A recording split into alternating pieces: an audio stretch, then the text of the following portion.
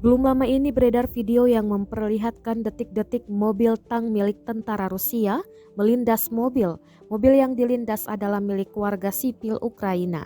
Sebelumnya, mobil hitam tersebut hanya melintas namun mendadak diburu dan dilindas oleh mobil tank.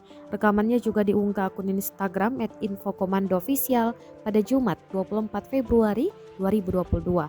Dalam keterangan unggahan disebutkan, tank Rusia melindas kendaraan warga Ukraina yang melintas di tengah pertempuran.